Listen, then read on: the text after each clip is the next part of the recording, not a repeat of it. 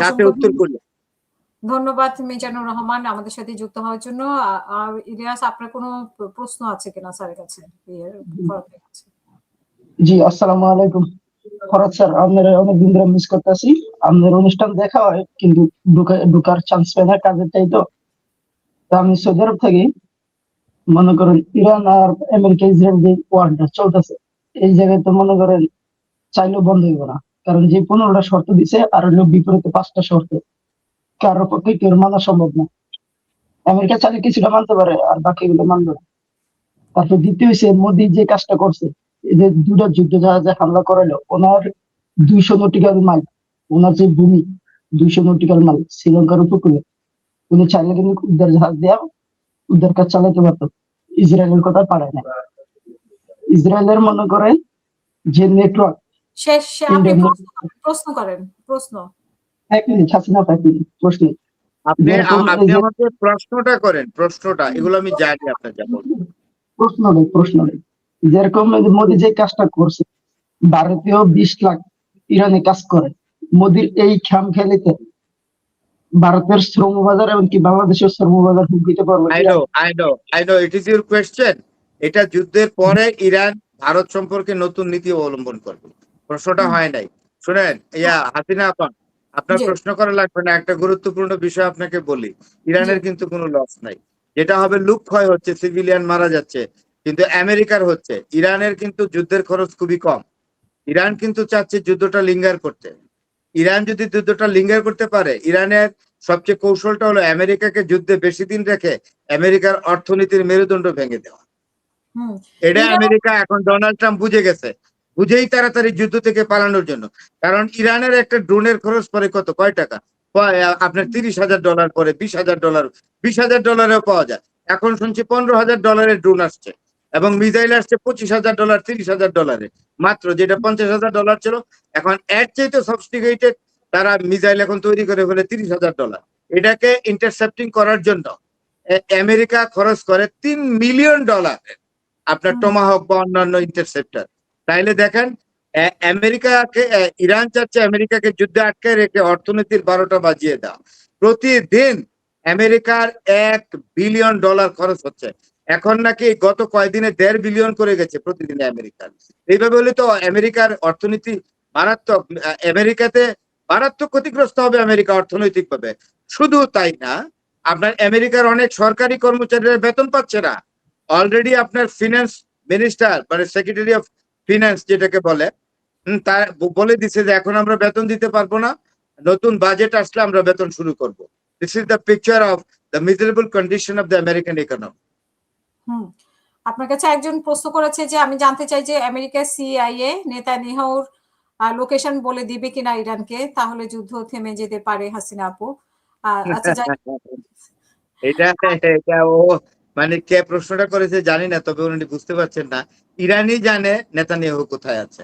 এখন Iran already 2বার attempt নিয়েছে নেতানিয়াহুকে মেরে ফেলার জন্য, কিন্তু এত সুরক্ষিত বাংকারে থাকে, সেখানে মিসাইলটা অতটুকু পর্যন্ত যায় না। একবার একদম মেরেই ফেলেছিল, একটুর জন্য বেঁচে গেছে।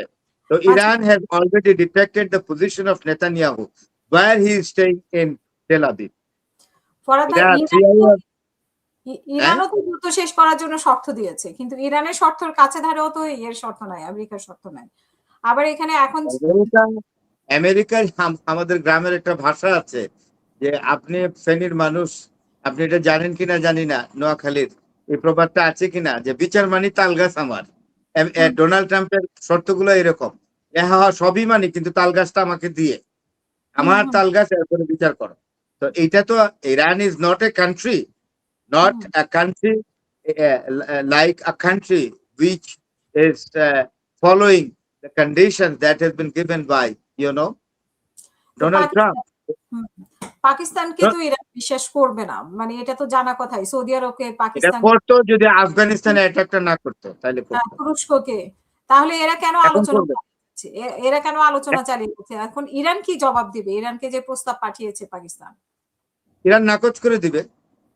ইরান যদি এটাও বলতে পারে যে তুমি তো আসলে তোমার ক্রেডিবিলিটি হারিয়েছো আমার কাছে, আফগানিস্তান আক্রমণ করে এই ধরনের বিপর্যস্ত অবস্থায়। এরপরে ভারতকেও বলবো যে তুমিও আমার নেভাল ফোর্সের অফিসাররা তোমার এখানে নেভাল এক্সারসাইজ করতে গিয়েছিল, তাদের কোনো রকম প্রোটেকশন দাও নাই। তোমাদের প্রধানমন্ত্রী আক্রমণের আগের দিনে ইসরায়েলে ছিল তেল আবিবে। তো তোমাদেরকে আমি কিভাবে বিশ্বাস করব? You are not the qualified negotiator at all to negotiate this matter. আপনি কি দেখেছেন যে আজকে যুক্তরাষ্ট্রকে হুমকি দিয়েছে, কড়া হুঁশিয়ারি দিয়েছে একজন ইরানের শীর্ষ সামরিক উপদেষ্টা মোহসেন রেজাই। উনি হ্যাঁ, বলেছেন মহসিন রেজা খুবই খুবই নামকরা এবং সে আইআরজিসির উপদেষ্টা। হ্যাঁ, চোখের পরিবর্তে মাথা নিয়ে নেবে, চোখের পরিবর্তে এবার মাথা নেবে, এরকম একটা হুঁশিয়ারি দিয়েছে। আর আমরা দেখতে পাচ্ছি যে ইসরায়েলে প্রতি মুহূর্তে এই যে 4 দফায় 5 দফায়, গতকালকে দেখি 7 দফায়ও 40 মিনিটে বা 1 ঘন্টার মধ্যে 7 দফায়ও আক্রমণ করছে। তো এগুলো তো শেষ হয়ে যাচ্ছে, তারপরেও ইরান কেন একটা নেগোসিয়েশনে? শোনেন, হ্যাঁ ইরান কেন ডোনাল্ড ট্রাম্পকে বিশ্বাস করবে? ডোনাল্ড ট্রাম্প এদিকে বলে যে 5 দিনের যুদ্ধবিরতি, ফাইন, হ্যাঁ হ্যাঁ যুদ্ধবিরতিতে আছে অলরেডি 3036 সেনা মানে প্যারাট্রুপার পাঠাচ্ছে ইরানের ভূখণ্ডে নামার জন্য। আপনি কি মনে করেন এই 3000কে কচুকাটা করে ফেলবে ইরান? এই 3000-এর একটাও ফেরত যাবে না। এরা যদি বিবাহিত হয় তাহলে এদের বউগুলা বিধবা হবে, আর এরা যদি মেয়ে হয় তাহলে এদের স্বামীরা বউহারা হবে। কারণ এই যে প্যারাসুটে ওরা নামবে ইরানের ভূমিতে। আপনার এই 3000-কে তো আপনার যে 1 মিলিয়ন যে সৈন্য আছে ইরানের কমান্ডো টাইপের 10 লক্ষ, ওরা তো মেশিন গানের ব্রাশ ফায়ার করে এগুলার আকাশেই মেরে ফেলবে। সুতরাং Donald Trump is not in a position to prove himself as a credible person to believe. বুঝতে পেরেছেন? সুতরাং এগুলা হবে না, এগুলো কোনো বলে টলে লাভ নাই।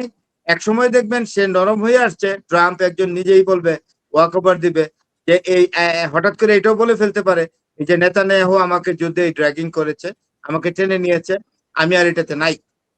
আচ্ছা, আরেকটা বিষয় আপনার কাছে একটু জানতে চাই যে ইরানের সঙ্গে আলোচনা করছে ট্রাম্প, দাবি করছে, কিন্তু এর মধ্যে আবার মধ্যপ্রাচ্যে সেনা পাঠাচ্ছে কয়েক হাজার। তো এগুলো কেন সেটাই তো মধ্যপ্রাচ্যে? আমি বললাম। এবং শুধু তাই নয়, ইরাকে আপনার আমেরিকান সৈন্য ঢুকে ইরাকের সাথে যুদ্ধ বাজিয়ে দিচ্ছে। এখন কিন্তু 2 রাষ্ট্রের সাথে যুদ্ধ হচ্ছে, শুধু ইরান না, 2টা কমপ্লিট রাষ্ট্র, ইরান একটা, ইরাক একটা। ইরাকের যে শিয়ারা আছে, শিয়াদের সাথে আমেরিকান সৈন্যদের আজকে ফাইট হচ্ছে মারাত্মক। এবং ইরাক যুদ্ধে নেমে গেছে আমেরিকার বিরুদ্ধে, ইরান তো আছেই। তাইলে সে যদি ওয়াক ওভার করে, ডোনাল্ড ট্রাম্প যদি বললেন যে 5 দিনের যুদ্ধবিরতি, exactly he is not following his own terms. কিন্তু নিজেরটা ফলো করছে না। ইরাকে প্রচন্ড আমেরিকান সৈন্যদের সাথে যুদ্ধ হচ্ছে। এটার কারণ কি জানেন?